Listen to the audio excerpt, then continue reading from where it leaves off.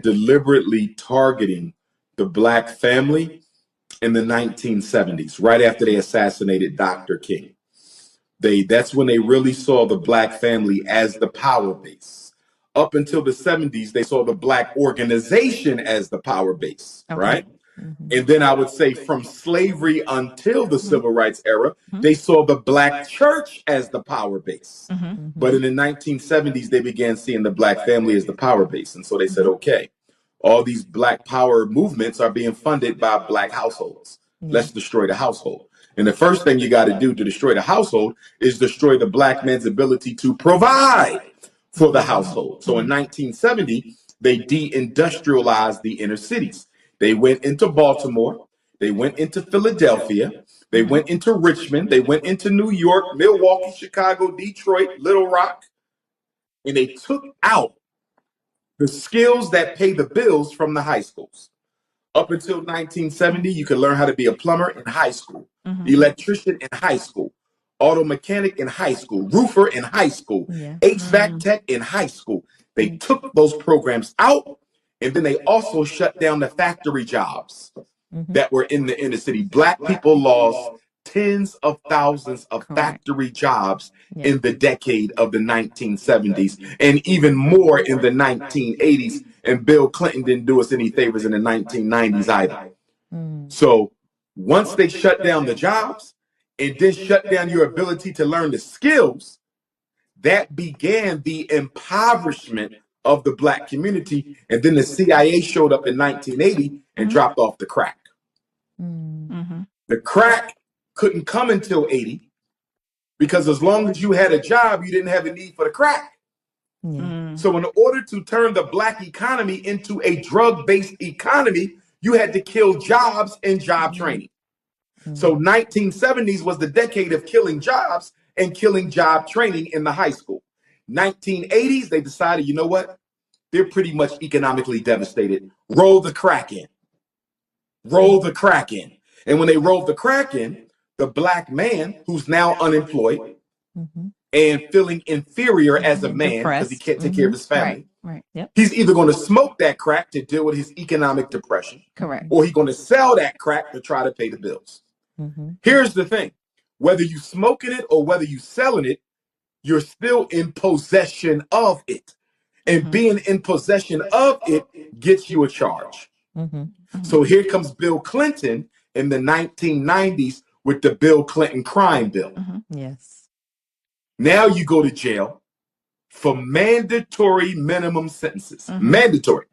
The judge has no discretionary power at all. 5 grams of crack, you doing 20 years. And if you come in here 3 strikes and you out, if you come in here 3 times, you'll be in jail for the rest of your life. You talk about the destruction of the black family. Unemployment, crack, mass incarceration. Need I say more? And then the 2000s come. That is George W. Bush, right? And the black community is reeling from massive unemployment. We still are. Massive drug devastation. We still are. Absolutely. Massive mass incarceration. We still are. So the black community says we got to do something about this. It's the year 2000. We in a whole new century, a whole new millennium. We got to do something about that. And George Bush says, okay, this is what we're going to do. They're going to try to make the black church the power base again to deal with these new problems. They're going to try to make the black church the power base again to deal with these new problems. So you know what we're going to do? We're going to economically neutralize the black church by doing what? Creating the faith-based initiative. Faith-based FBI. The black church became the new FBI agent in the black community. George Bush made them eligible for federal grants. How could he do this when the Constitution clearly says there's a separation between church and state? Right. But George Bush found a way to kill that. And for the past 23 years, black churches have qualified for federal grants. So let me ask you a question. Name me a church in Baltimore that's at the forefront of fighting for better schools. Name me a church in Baltimore that's at the forefront of fighting against police genocide. Name me a church in Baltimore that's at the forefront of fighting against gentrification or economic apartheid. You can't. You You can't. You know why? Because every church knows if we become radical, if we become activists, we're not going to get no money. So every black church in America, just about everyone, you have a few exceptions, have sold their soul to the same devil they're claiming to keep you away from. Wow. So what is your advice on us as a race rebuilding the black family? Where can we go from here? Well, first of all, you can only have a conversation about rebuilding the black family with people who want to rebuild the black family. Right. Because as you can see, we got so many of our brothers, they don't want to rebuild the black family. They want to build a snow bunny family. Yeah. A lot of black women want to build a snow puppy family. Right. You understand? I got you. So if we're talking about people who really care about the future of the black community, first of all, we all got to understand something. We are all victims of internalized racism. All of us. All of us. That's where we start from. Admit you are sick so you can heal. When somebody comes to sit on my therapy couch, you have to admit you a drug addict, admit you an alcoholic, admit you addicted to food, admit you got low self-esteem. Right. We can't fix a problem that we don't admit exists. And that is part of the black reality. We won't even admit that we have been affected by slavery psychologically. We won't even admit it. We won't even admit it. Even though we're the only people who don't have a racial agenda or identity, for that matter.